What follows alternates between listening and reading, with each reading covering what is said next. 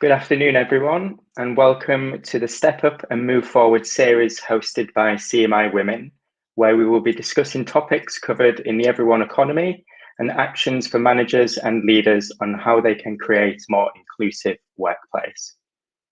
The event will focus on social mobility in the workplace. My name is Craig Greendale, and I'm event coordinator here at CMI. And I will shortly be handing over to Carol Ann Whitehead to begin today's event. If you have any questions during this digital event, you can ask them using the live chat box on the right of your screen, and we will answer as many as we can during the Q&A. Today's session is being recorded and will be shared with you later today for those who have booked to attend. The event recording will also be made available on the CMI website and the CMI YouTube channel. Now over to Carol Ann Whitehead to begin today's event. Thanks a lot, Craig. I hope you're all warm enough. We've got icing over here where I am in Cheshire. We've got icing sugar sprinkle of ice and a bit of snow. So please wrap up warm and we'll kick off. First of all, I wanted to introduce myself. My name is Carol Ann Whitehead. I am the Managing Director and co-founder of the Zebra Partnership. And we're an agency that our service is publishing events and campaigns. I'm also on the CMI Women's Board, and I'm also a companion for the CMI. So I'm really happy to be here in relation to this particular event. First of all, I'm going to introduce our speakers. We have Delight Mapasore. She is an entrepreneur and co-founder of K's Wars sausages, and I can tell you they are extremely delicious. And our other speaker is Kirsty Watson, and she's regional stakeholder lead for CMI North, East Yorkshire, Humber, and the Humber Board. And like Craig has mentioned, we're going to discuss social mobility and share insights into their own experiences. The UK performs poorly on measures of social mobility by international standards, ranking 21st in the World Economic Forum's Social Mobility Index, better than only the USA and Italy among the G7 nations. CMI's research shows that the UK has 420,000 missing managers from lower socio-economic backgrounds. Just let that sink in a minute. 420,000 missing managers. My panel will talk about their backgrounds, their experience of joining the world of work, and some of the challenges and opportunities they have witnessed along their career journey to date. They will also discuss how employers can take real action to improve social mobility in the workplace. Check cracking. Hi, ladies. How are you? Hi, Carol Ann. Right. I'm going to start with you. There you are, Kirsty. We were waiting for you to join. What I'm going to do, Dee, I'm going to start with you. Just talk us through a few minutes. Talk us through your journey, starting from the beginning. I know of the start in Portsmouth. How did you get to Portsmouth and kick forward from there? Yeah, of course, Carol Ann. So I came to the UK from Zimbabwe when I was 19. When I arrived, I went and lived in Portsmouth. It was quite strange, because when I first moved to Portsmouth, I was one of only 4 Black people in the city. And so I found it quite strange. We were all known as those people. And, it took a while to sort of adjust to the new changes. I come from a refugee background. And at the time when I arrived, there was a lot of stereotype around refugees. We were known as those people that came to take our jobs and all of that. However, I just used that opportunity of being in a safe country. I used that as an opportunity, to climb the social ladder. And how I did that was, obviously, I didn't go in victim mode. Even though I was still quite young, I just accepted that, you know what, I can't be a prince when I'm in Rome. I have to do as the Romans do. When you're in Rome, you do as the Romans do. So I kind of accepted my position in society. However, I didn't let that hold me down. I used that as, I sort of drew my strength from that and just found inspiration around me. As hard as it was, I was only 19 with no family and living in a city where there's only 4 Black people. It was quite difficult. So I started doing lots of voluntary work, and I found that as a way to integrate into the society. And they started to accept me, slowly. They became slowly accepting because they thought she's one of us. So, I've sort of stayed on that trend, and that's how I've sort of been climbing the social ladder. And that's how I am where I am today, because I don't tend to dwell in that victim mentality. I tend to look outside and I see what I can do. There's always opportunities, even in the darkest of times, there's always opportunities that can be explored. So for me, it was doing voluntary work, mainly because I couldn't work. I wasn't allowed to work at the time. So I decided to do some voluntary work as a way to integrate, to learn the way of the people around me. And, I've just sort of carried on like that. I've since done some education. I've started my own business, and I'm now running a successful food brand. That's fantastic. No pun intended, but lots of food for thought there in relation to you doing the voluntary work and gaining experience there and being managed, but also interacting with individuals. That's great. So I want to move over to you, Kirsty. Can you share your story? Hi. So I am. I was born and raised in England. However, my father was born in Grenada, and my grandma came over from Grenada as part of the back end of the Windrush generation. So I left home, I think, originally when I was around 12, 13. And then I ended up living, I was homeless basically for about a year. Then I ended up being taken to social services as a ward of social services because it was dangerous for me to live on the streets, basically. I then went and lived in several children's homes. And then I had a daughter at just 17. So I was 16 when I fell pregnant and 17 when I had her. There's an array of other things that occurred after that. So I've been in certain situations where I've kind of like had to fend for myself. I've been in quite vulnerable situations. I started working as soon as I had my daughter. I did actually start working when I started working officially on the books when I had my daughter. But prior to that, when I was around 11, I got a job. So I've always been working. I've always worked, like I had a video around. Then I went and worked on a shoe stall. Then I worked on an ice cream van. So even when I was in care, I was always working all the time. So I've always had a really strong emphasis around working. I then went back to work around 3 months after my daughter was born. I went on an apprenticeship, but I was classed as too old to be an apprentice because I was 17. So I experienced, it was quite unique. I went to do it as a hairdresser because of my circumstances, because I had to get my daughter from the childminders and then get to my apprenticeship and things like that. And I didn't have that much money. I ended up not continuing with the apprenticeship. I then went to work in the care sector. So I worked through an agency in various different environments. So working in the children's homes, which ironically I used to live in.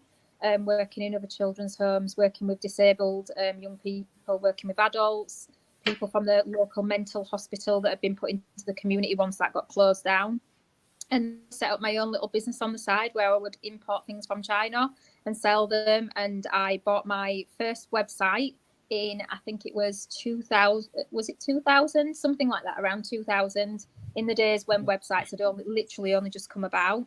I ended up getting ripped off from the web designer. I paid for it. They didn't keep it online for the 2 years that it was supposed to do. And I decided to learn how to do it myself. So I then went to university. I did my first degree in science foundation. But it turned out, I found out years down the line that I've actually got dyslexia and dyscalculia. So I don't understand numbers very well. So I failed that by 2%, but I continued on to do another degree, which was in interactive multimedia. Then I've done a second degree in social psychology, Greek and Roman mythology and philosophy. Then I did my master's. I also set up my own business whilst I was at university doing my first degree, which was interactive multimedia. So providing web services, digital marketing services to individuals. I managed a small team, more freelancers than anything. And then I went to work in the education sector. So I set up a little voluntary organisation, like a community organisation, alongside the work that I do in my own business, to work with individuals from the care sector, from marginalised environments, people that are hard to reach, people that are in high crime, low income areas, and to help them with either getting into work or setting up their own business. And I still do a lot of work with them alongside, parallel to my academy that I've got at the moment. I set up my academy in around, I can't remember what year, all the years are amalgamating into one, probably around 2010 maybe. And it was with a view of teaching young people that are hard to reach, or adults that have either been to prison or they've been through the care system themselves, or they come from marginalised areas, how to either work in an environment where it's quite complex and it's quite challenging for whatever reason, or how to set up their own business from a social perspective. And that's kind of what I do continually. Yeah, that's me. Right, I've got a bone to pick with you, Kirsty Watson. Right. Did I go over my time? No, you didn't. You didn't go over your time. So backstage, I said, I'm going to introduce you both as entrepreneurs and whatever title going on to that. Kirsty said to me, I don't like that title, entrepreneurs. Can I just say that entrepreneurs does not mean Lord Sugar, does not just mean Richard Branson. You are completely you're both entrepreneurial, but you're completely entrepreneurial. Look at the way that you fell, you got up, you fell, you got up and did different things. And basically it was like it's like, I like my food, it's like making a layer cake, a gâteau. You were putting those layers on. You learnt every step of the way. Oh, absolutely. Yeah. Right? You were an entrepreneur. I've got some set questions here, but I've got a question of my own, because Dee, your roots, you were a refugee, and Kirsty, you were from the care system. My question is, and I'll go to each of you. Did anyone discriminate against you because you were a refugee? I know the answer to this, and from the care system. So starting with you, Dee. Well, yes, I did face a lot of discrimination. First of all, before it even came down, to the locals, the common people, the people that I lived with, this discrimination was higher up, because I was only known by a number, like a Home Office reference number. Oh, how dehumanizing. You had to know that number better than your own name, because the authorities, everywhere that we went, during that time, we had these shopping vouchers. So when you got your vouchers or your coupons to go and do your shopping, they didn't even care what your name was. They just wanted your Home Office reference number. So with time, believe it or not, I forgot my own name, because I was just so used to that number. And this is something that came from higher up. And so because it's already there in the system, I didn't sort of blame anybody else that came up to me and said, who cares what your name is anywhere? Nobody wants to know your name. And Portsmouth was a very small town, like I said, and a lot of the population there was aging population as well. And so they didn't quite understand the dynamics of race, of different cultures. They had just only ever known what they've known. And to some extent, I tried to understand them. But for me, it was also a very weird thing, because I was new to this country. And, I was facing all of these things. And I didn't understand why people thought I was so different. I didn't quite understand why, why people would look at my Afro hair and think, can I touch it? It was the first time. I only ever experienced it when I came here. So the fascination about who I was, being a refugee, and, being Black with, dark, coily hair, and people wanting to feel the texture and just wondering, who you are. It was quite, in your face. Yeah. And very unavoidable. And at some point, it would break me, but then, you just sort of carry on because it is what it is. Yeah. You Yeah. and you've taken that, it's still with you, but you've learned from it as well. Oh, yes. Yeah. Yes. Kirsty, same question in relation to some of what you've experienced, either as a care leaver or as a teenage mum. Yeah. So ironically, I was working in homes that I used to live in, and the manager called me in for a one-to-one, and I'd left care without a single GCSE. So I went to work in these homes that I was doing, and I was, in quite hiding around in lots of different homes. So I was doing back-to-back shifts, and he pulled me. The other staff feel like they don't know you enough. You don't tell them enough of your personal life. My personal life at that point was very reflective of having been in that system, even in that home. He then went on to say, well, you have no GCSEs, you have no qualifications. I mean, you are just a big fish in a little sea, Kirsty. The young people might like you and you might be read to it. So I went and did my degrees. There's this preconceived notion with young people that are in care or have been in care, or even adults that were young people in care, that they're going to turn to crime, they're going to go to prison, they're going to be all these, they're not going to amount to anything. Well, every day they're amounting to something because they're surviving, Yeah. So I forgot the most important bit of what I'm doing is I'm currently, now I did all those degrees and I've got the qualifications and I set up my academy to help people. I'm also doing a PhD in entrepreneurial skills of individuals that come from marginalised communities, specifically high crime, low incomes, and looking at how to deviate them away from the life paths that they might be on into entrepreneurship. So yeah, that was the discrimination, and that's one of many things. I've worked in places in the education sector where I've been told not to speak about my experiences because people are going to judge me on it. But these are things that we live and we learn from, don't we? And we just use it for bettering for other people. You most definitely do. So thank you both for sharing that, because that wasn't sort of scheduled, but I think it was necessary for the audience to understand that part of that, the discrimination. So one of the questions I'm going to ask is, how should organisations ensure that those from lower socio-economic backgrounds are able to progress in the workplace? Short answer, D. I think equal opportunities. They should just create opportunities for everyone. As much as they say, you can, there's this job opening and you can all go for it, or there's this thing going on and you can all go for it, there's still that tick box that you have to go through and tick. And if you're a certain person from a certain background, unfortunately, if you tick that box, you will be disqualified. So I'm saying, let's do away with the tick boxes. Let's just look at people as who they are and what they bring to the table. Nice. Same question to you, Kirsty.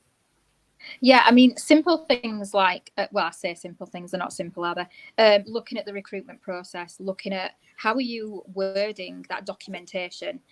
Is it worded so that a person from a marginalised background, a female or someone from a certain type of community might not want to go for it? It's like, for example, there's lots of bullet points in adverts nowadays, and there's actually research out there that evidences that women in particular will not go for that job role if there's one or two of those bullet points that they don't actually achieve or they can't work towards. So just looking at how they recruit, how they word things. And then also the other element of it is, once a person's got a job, can they financially, dependent on their background, can they actually do that job for the first 3 months on the current wage that they've had previously? Simple things like maybe give them an expense card or a prepaid petrol card or something like that, assist for them in that transition period. So there's like lots of good things. That's a good idea. Yeah.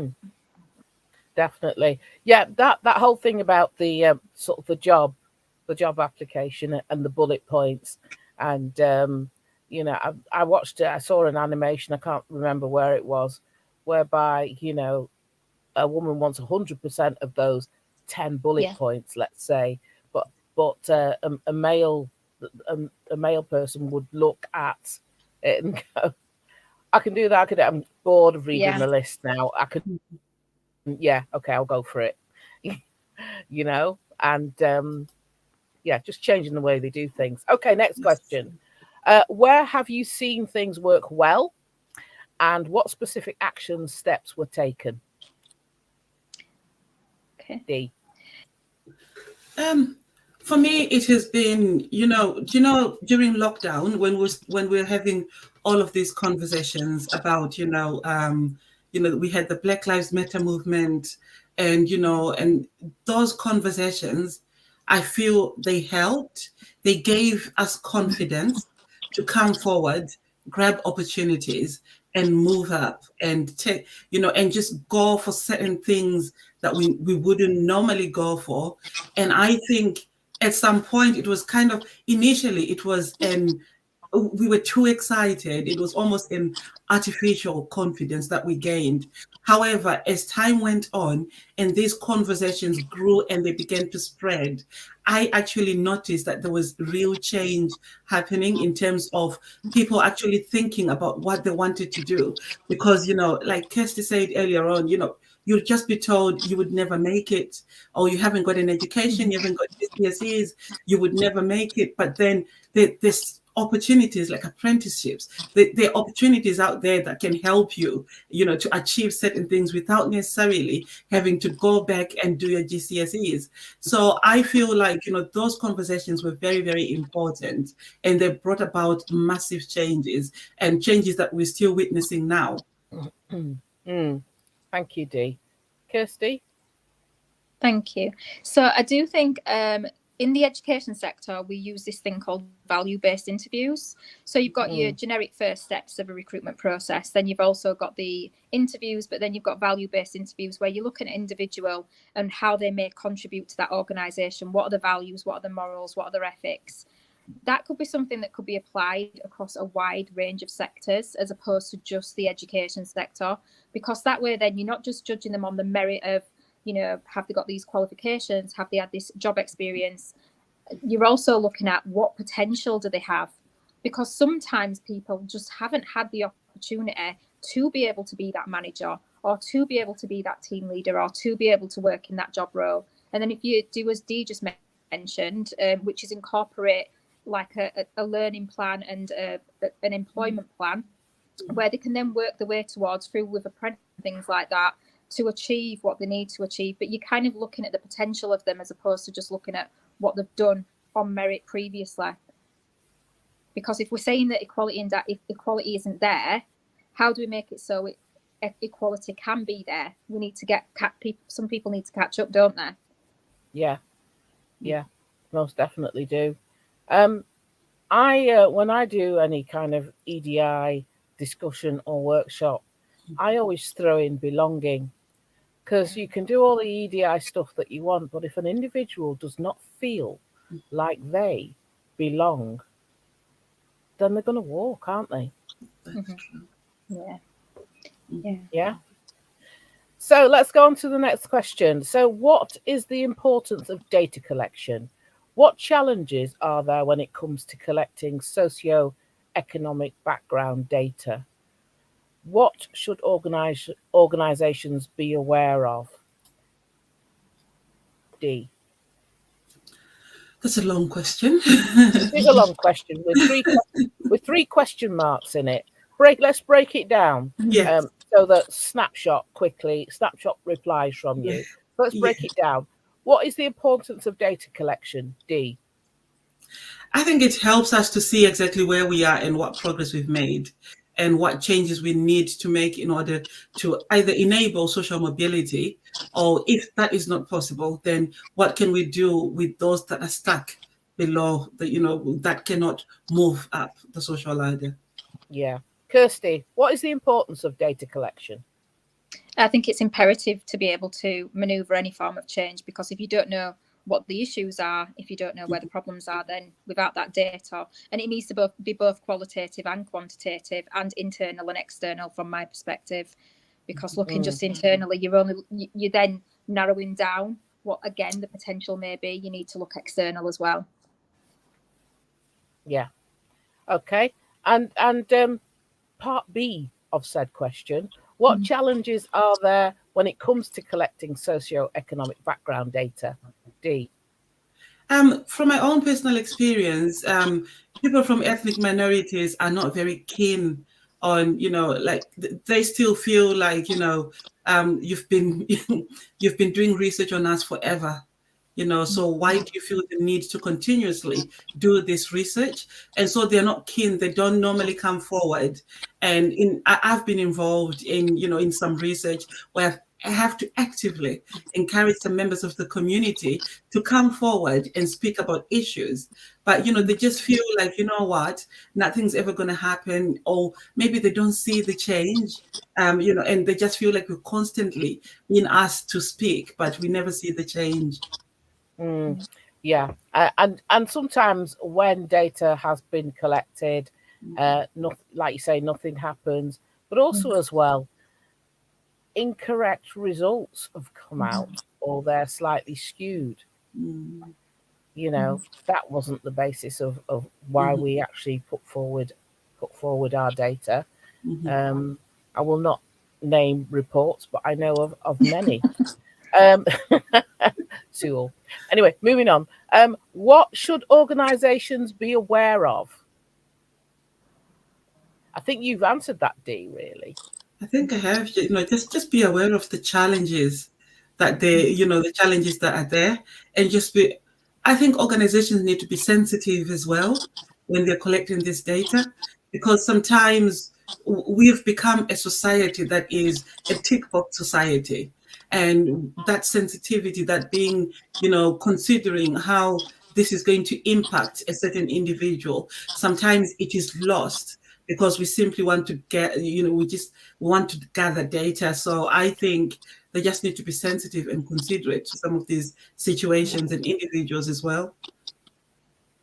So, I mean, this is not one of the questions, but it organically moves on from this. It's like a chicken and the egg situation. Should it be a courageous conversation first, then data collection, or data collection and then courageous conversation? I think some of the things that they need to be concerned about when it comes down to collecting data is you have to build a relationship and nurture a relationship with the individuals to be able to get that information from them. Because a lot of people may have something like a hidden disability, they may have learning difficulties, they may be from an ethnic minority background. And I know people that are mixed race, they're predominantly Caucasian, and they identify as white, but they are mixed race. So and it's about that. Do they want to share that information? Because sometimes it works better for them to not share that information, especially people with disabilities or from, LGBTQ communities. They don't necessarily want to share it. So it's about that. Have you built that relationship beforehand? Because the information that you're going to get is going to come out skewed, or it's going to come out tainted, or it's going to come out not reflective of what's actually happening. And then what do they do with it? Some organisations have all the information in the world and they don't do anything with it. It's just a collection. Yeah, exactly. So before Christmas, I was on our Metro Mayor Andy Burnham's panel for funding for community groups and voluntary organisations.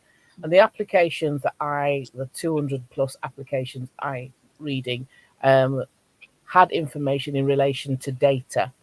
And there were some challenges, because what we've not mentioned is from a religious perspective as well.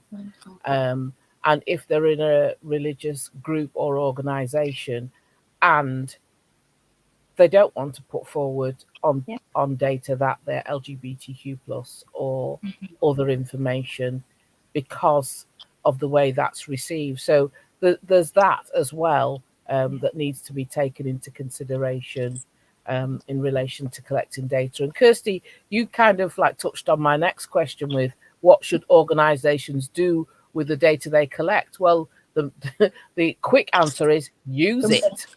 Yeah, something. Do something.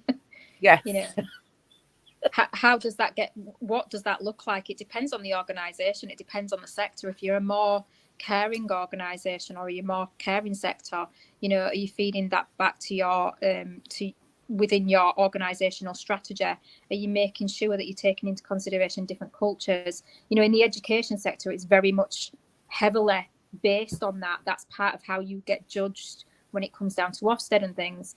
That isn't the same across the board in all different sectors. You won't necessarily go into a manufacturing company that says, right, today is Eid and we need to learn a little bit more about Eid. That's, you know, that's something that's going to come natural in the education sector. So is it getting fed back into the organisational strategy? Is it getting fed back into the wider community? Because if it is, and they're showing we have, you know, this is our findings, people are enjoying this, this was a problem, this was how we addressed that problem, you've got a better chance at employing people from different community backgrounds because they see that you're being proactive. Okay. And this one's usually when I've asked this one, there's been a split. So quotas have been discussed as a way to increase diversity. Do you see any value in taking this approach where socio-economic background is concerned? What are the pros and cons? D. You know, I would say personally, I've seen a lot of there's more advantages than disadvantages because of the people that I've been interacting with, and I've seen real positive outcomes when it came to, you know, to moving, you know, in between social backgrounds. However, I think it goes back to what we've been discussing.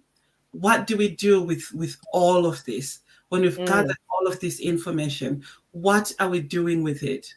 And I think we've, you know, like you say, I think when you did your debrief, you said that, you know, the data has been there, but what has been done with it? You know, so what are we doing with it? And it's quite alarming, the amount of data that has been gathered, but what are we doing with it? And I think that is where we are now. What are we going to do with all of this information and all of this data? As much as you and I can see what is happening, I think we need to be more proactive now. And, you know, maybe start nudging certain people, certain organizations into the right direction, whether or not that's possible, because I'm sure we've been trying for years and years to do that. But yeah, I think now it is what we do with all of this information. Yeah. Kirsty, shall I read the question again? So it's regarding quotas in organisations. So yeah, so as a way to increase diversity, do you see any value in taking that approach where socioeconomic background is concerned? You know, what would you say the pros and cons are, if there are pros and cons? So from the perspective of getting people into the workplace from low social economic backgrounds, that's fantastic. But what are you doing when they're there? And what is the culture that they're walking into? Is that culture understanding? Is it empathetic? Is that culture, you know, aware of what issues may come about from coming from a low social economic background? Are they putting things in place to ensure that they're retained and sustained in that work environment? Because you can say, right, we need 10 people now. We need 10 people from a low social economic background to come and work for us, but we're not going to do anything to assist them to stay in this workplace, but we've hit our quota this year. So it needs to be not just a case of having that quota there as this is what our number is and this is what our aim is. It needs to make sure they've got the infrastructure to keep them in that workplace and to nurture them and make them feel valued as a general member of staff, not just a person that's affirmative action, as we refer to it in America. Mm-hmm. Yeah. Mm-hmm. Okay. So, and some people, again, this is not one of the questions I'm just putting out there. Some people don't actually, they think that socioeconomic background is just about race. It's not. It's about individuals. Mm-hmm. Let's just put that out there to you, Kirsty.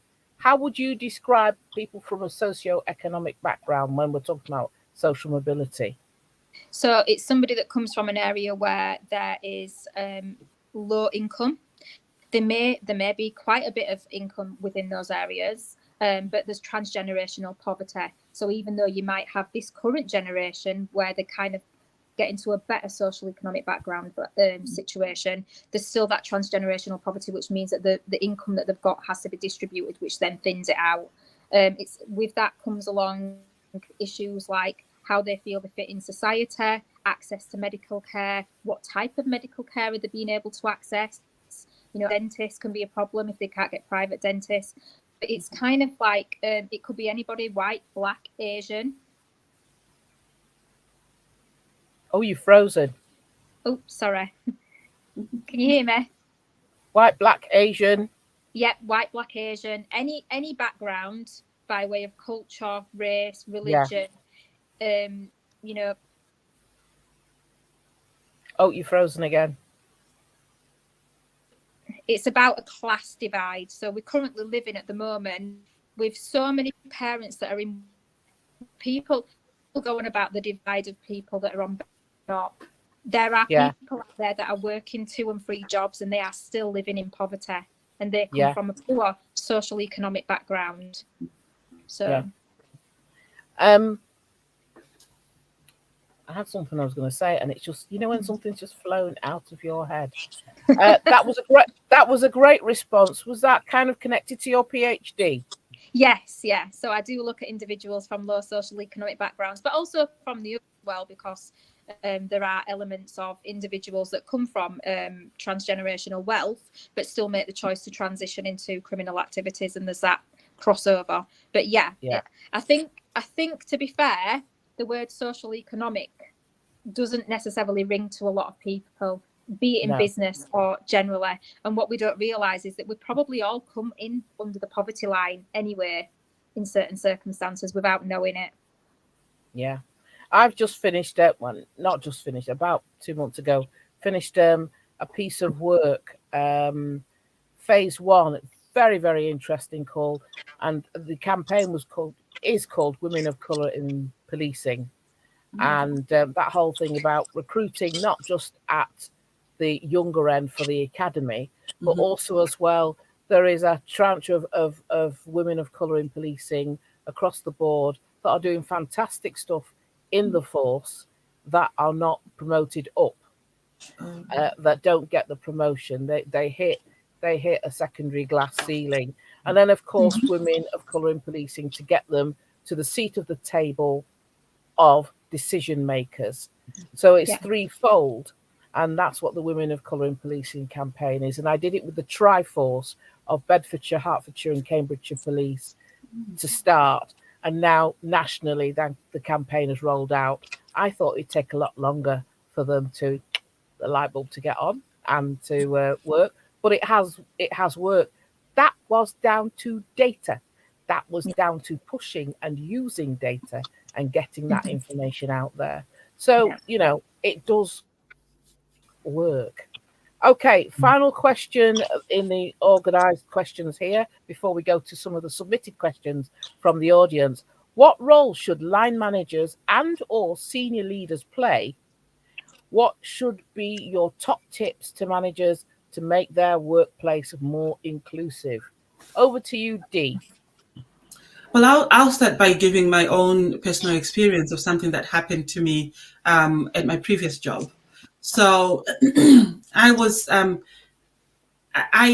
needed reasonable adjustments, and I started communicating obviously with my line manager. We're having meetings about it, and obviously you get the referrals, the OHS referrals, and all of that, and while everything was going, it got to a point where she said, without saying, "Oh, this is too much, too many adjustments, you're becoming too needy," without actually saying it, but I could just feel with the vibe, and in one meeting, she said to me, "Look, if you can't leave the building safely in an emergency, you can't come in." And basically that was it. That was it for me. And there was just really no arguing with that. And to this date, that statement it knocked me out, and That's I just awful. couldn't believe that. And I remember asking her to explain, and then she said to me, well, because you can't leave the building in an emergency because of your condition, unfortunately we can't let you in, because if there's an emergency we won't be able to get you out. Then I said, so what does that mean for me? And then she said, that decision is up to you. And so I Wow. resigned. I just resigned. And so it was only a few months later, after all the shock had died down, that's when I realized that I'd been pushed out of that job. Yeah. You know, there was so many that things was constructive maneuvering there. Yes, of course. There's so many ways that they could have dealt with that. And, you know, there's so many things they could have done, so many questions they could have asked. And upon reflection, even with them as well, after I had left, they did realize that they'd gone about it the wrong way. And I don't know what's happening at the organization now, and I don't know what changes they've put in place, but I really hope that, you know, that was something that they learned from, because you don't treat people like that. I mean, it is wrong on all levels. And it did leave me quite upset knowing that, oh, so I can't go into work today because if there's a fire, I can't get out. Yeah. And, you know, I did work from home for so many months. However, it was time to go back to the office, and they said, you can't work from home forever, and we can't accommodate that. Yeah. So I think so many things that they could have done. There are so many things they could have done, but at the time, you know, that's how they dealt with it. And it was quite short, sharp, and there you go. Kirsty. Thank you for that, Dee. Could you say the question again, please? I've got a very short attention span. No, that's fine. Also, as well, I bet you're shocked at what Dee's just said. Yeah, I was kind of processing that. What role should what role should line managers and or senior leaders play? What should be your top tips? What would be your top tips to managers to make their workplace more inclusive? So I think there needs to be an emphasis around the understanding of the problems that occur for individuals from these different groups, from socio-economic groups, from groups where they've got disabilities, hidden disabilities, you know, physical disabilities.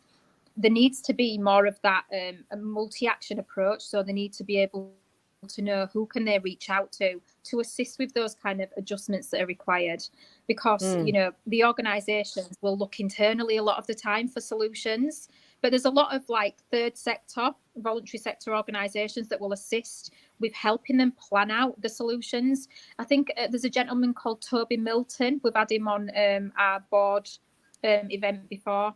He helps people with strategizing how they can do reasonable adjustments. So I think that's down to not just the line managers, but also the senior managers. It needs to be embedded within the organizational strategy from the top down. By way of accessibility for like work roles and things like that, I personally think there should always be a secondary person after a line manager. If somebody's going for a job, so they're going for a higher job, or they're going for a placement where they wouldn't ordinarily go for within their internal organisations, sometimes that glass ceiling is imposed internally with the relationships with their line managers. And considering we're human beings and we have biases naturally, we tend to go for what we recognise, what looks like us, what sounds like us, what even smells like us. You know, I've come across people that have complained because people have made comments about their Caribbean food smelling at work, or Asian food smelling at work. So sometimes these line managers will have these implicit biases which will impact on whether they're going to tell someone to go for that job, or whether they're going to give them the reference internally to give them that job. So I think for senior leaders, they can look at do like a secondary, so there's no gateway keeping, basically, by the line managers. So I think looking at that from an organisational perspective, how can we get that secondary person in and make sure that we break down some of those biases so people can access up the ladder a little bit easier? I think that might be one of the top tips. That's great. That's fantastic. We're all northern ladies on here. I know that Dee is originally from Zimbabwe, but But you're an adopted Mancunian, Dee, aren't you? Yes. Yeah. You started your UK life in Portsmouth. That's a Yes. distant memory. But you're in Manchester now, Yes. and Kirsty is the Yorkshire lass. Yeah. You know, so people have, well, and it's their issue, not ours, have challenges with our accents, don't they? Yeah. Yeah. Well, yes, they do. They do. Well, they've just Yeah. got to get over it, really, to be honest. Okay. So, I've got no constructive comments there. I'm just going to say, get over it. Right. Okay. Questions to focus on. Let's hear from the individuals that were submitted. Some juicy questions here. Question from Andy. How do we begin to convince our other managers there is a problem with diversity in our organisation without causing offence? I think, Kirsty, you answered that previously. Maybe you could expand on that conversation you're just having. It's on the screen as well, which is so helpful. Thank you, Craig. Yeah, so thank you for that question, Andy. Have come to terms with the fact that we are going to offend people by taking them out of their comfort zone. Is where some people are quite happy, and if you start asking questions or making suggestions or critiquing outside of that, they're going to be unhappy. So do we really be worrying about whether we're going to offend other people, or do we need to learn how to do more resolution and, you know, address those conversations, whether they're going to cause offence or not? Well, you know, be thoughtful. But sometimes you will get disruption and you will cause offence. Oh, is that Kirsty freezing? Always. Always freezing round here. Is it trying to snow in Huddersfield? Yes, it is snowing. It actually is a bit. Right. So, okay. Yeah. So yeah, I just think it's just a case of you will probably cause offence, and you know, it's using that data, using those lived experiences, talking to your staff, making sure you get things in your exit reviews. Get a section in an exit review that will look at drilling down on what those potential problems might have been, on how that individual feels, because your exit reviews are a really good area to get some really key information and, you know, change things moving forward. And Dee? It's funny you're mentioning an exit review, because I never got one from that organization that I left. I never got one. Of course, we're not surprised. Yeah, but yes, I think we just have to accept that, you know, whatever you do, you might, you know, not everyone loves peaches, so you're bound to offend one or two people. You can't please everyone. However, that shouldn't stop you having that conversation.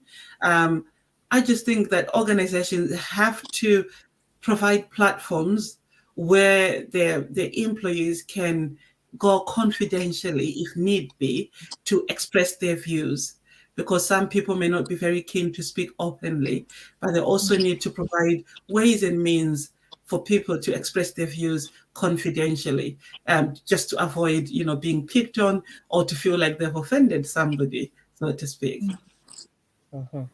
Okay, there's a question that's just sneaked in, and it says, thanks for this fascinating insight into overcoming the most extraordinary barriers. Why aren't there more resilient women like yourselves on company boards? Well, that's lovely. I'm, like I've mentioned, I'm on the CMI Women's board, which I thoroughly enjoy. I am also a heritage trustee for the Portico Library, which started in 1806, and one of the first black trustees on said board. And I'm also a 50-50 Parliament trustee. But you're right, it has not been an easy journey, and people have not been aware of our fabulousness. Ladies, are you on any boards? Dee, would you like to go first? I am actually exploring that, and like I have just not seen any opportunities. I've not had any nominations, so I'll speak very openly and honestly. I've not had any nominations. I've not seen any opportunities come my way. But obviously, I'm going to say this right here, right now, Dee Mapasore. I will mentor you into getting on a board. Amazing. Okay, it's Yes. recorded. I'm going to sort you out and help you to do that. You sort me out, yeah. Okay. All right. Let's go to we've got some more questions, and we're rapidly running out of time. I hope everyone's finding this really interesting. So, a question from Zuya. Sorry, 1 second. Could I just add a Yes. section to the thing regarding the boards? So I am currently on a board, on the CMI board for North East Yorkshire and Humber, and that was because we had such a diverse board that I went for it. But yes, I have tried to go on to other board roles in other organisations, and one of the problems is if you work for a small organisation and you don't work for a large organisation and you don't have a big footprint, you can't get onto boards because you don't have enough of a footprint. So it's a chicken and an egg situation again. Sorry. Yeah, but you have so much experience to give and to support on a board. Yeah, so I think it's really a poor. Again, this is mindset and changing the mindset of what can be contributed. And using that awful 80s phrase, looking outside the box. Yeah. Okay, so Vuyo has said, how to approach social mobility with the financial and economical challenges currently faced in the UK. You mentioned a good suggestion, Kirsty, didn't you? Yeah.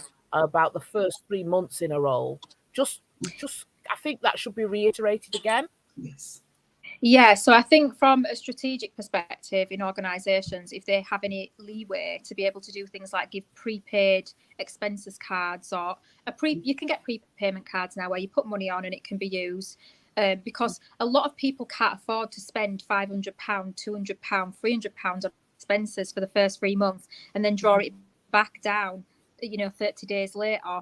So maybe things like prepaid petrol cards, can you sponsor them internally? Can you get external larger organisations to sponsor people? Mentorships by way of helping them with where they can get funding from for simple things like your clothing. Some people may only have one outfit that's suitable for work, So, and then also maybe looking at things like, they get into the job role, can you help them with the financial side of things at home, food? Yeah. Even if it's a case of signposting them. Yeah, food definitely. banks at the moment, Definitely. There is and it's specifically for women, an organisation called SmartWorks, and that helps women from different socio-economic backgrounds. Yeah. Not only just right here, you've got a job interview. It's the lead up to that. It's the building of the confidence, what they need to do, how they need to research, and their application, right through to where, and I've donated to them where they have clothes, pre-loved clothes that they can wear to the interviews that are suitable style for an interview. And they do some fantastic work. Like I say, it's not in every city in the UK, but they are. I know they're in London and in I think Edinburgh and in Manchester as well. Okay. I think one of the other things to look at as well, is to internally. No, don't apologise.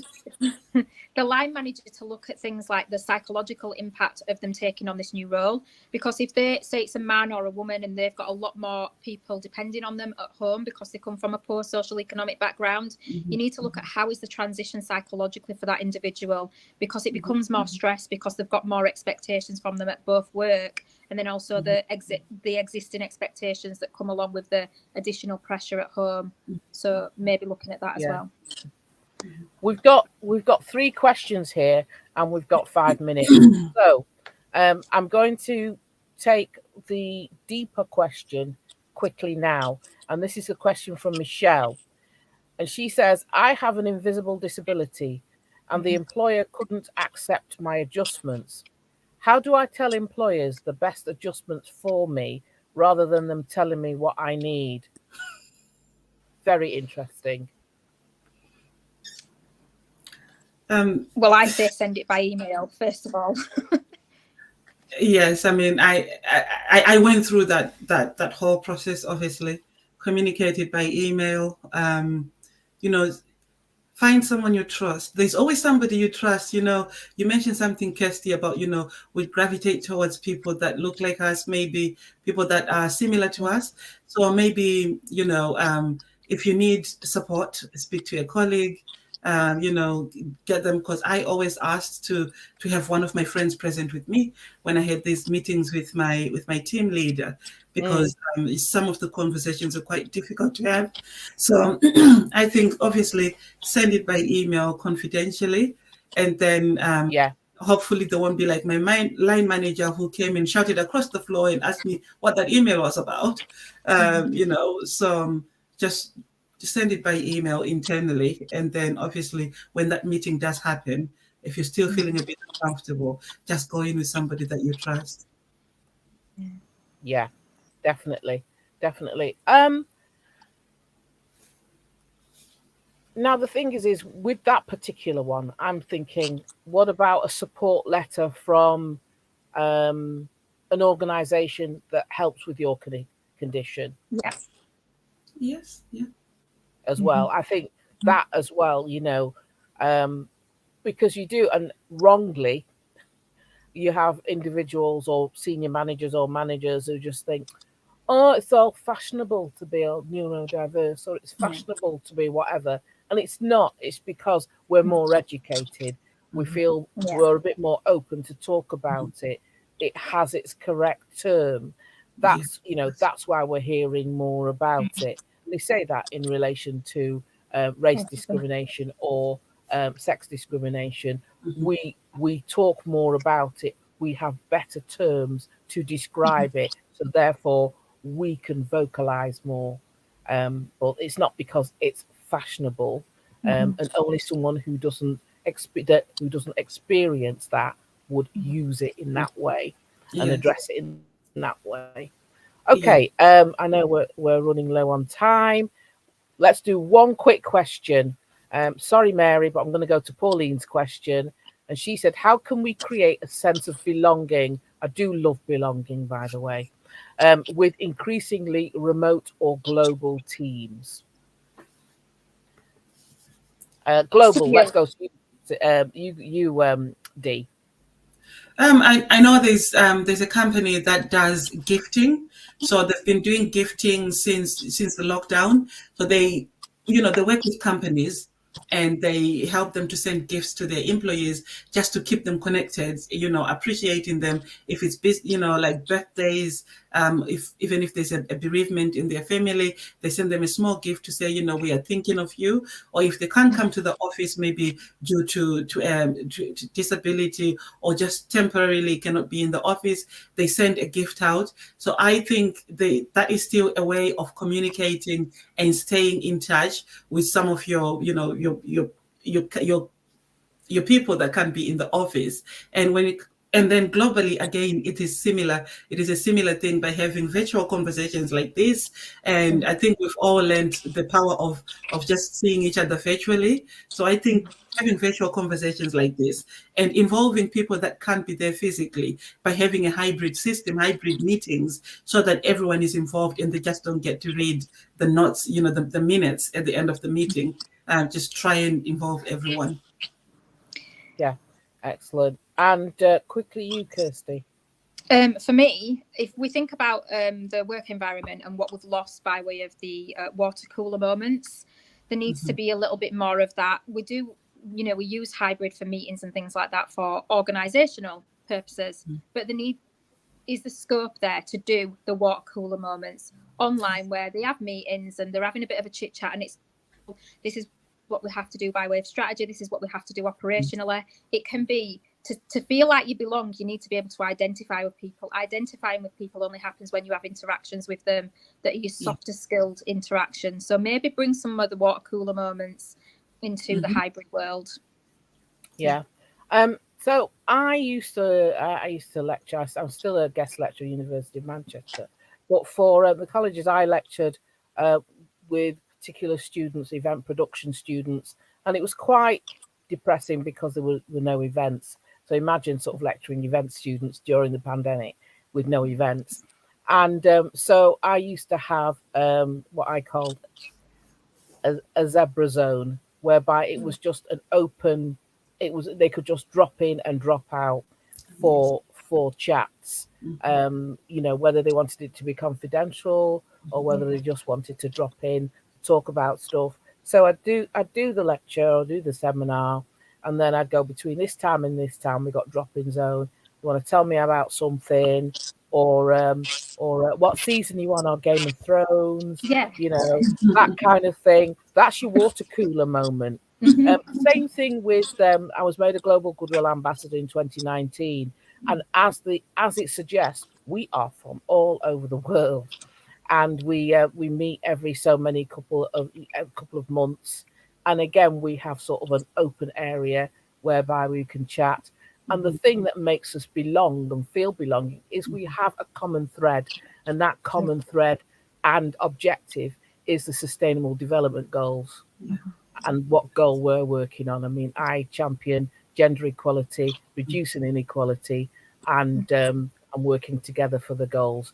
So yeah, find a common thread. You know, it could be that, like I say, it could be Game of Thrones. It doesn't matter what it is. I'm going to have to wrap up now. But can I thank officially our guest, Dee Mapasore from Kay's Wars, over there in Manchester with your delicious sausages. Go and check them out. You can order them online. And can I also thank Kirsty Watson from Huddersfield, who is on the regional board for the Chartered Management Institute. Keep us updated on your PhD and stuff that you're working on, because that's really, really fascinating. And I want to leave you with a bit of a mini quote. People who wonder whether the glass is half empty or half full are really missing the point. It's a glass. It's refillable. Let's just make sure we keep our glass topped up. Thank you. My name's Caroline Whitehead. This is the Chartered Management Institute Women's Board discussion on social mobility. Please keep the conversation going. Thank you. Thank you. Right, that's it for today's session. Thank you again to everyone who joined us, and thank you, Caroline, Dee, and Kirsty, for your insights and expertise. Don't forget, if you're a member of CMI, you can log into Management Direct using the link in the live chat, and you can find a wide range of exclusive and practical development resources and much more. And if you're not yet a member or subscriber, you can join our community via the link that's also in the live chat to gain full access to our Management Direct portal. You can also sign up to the free CMI newsletter for the latest trends and tips for managers and leaders. Thank you again for joining us, and enjoy the rest of your day.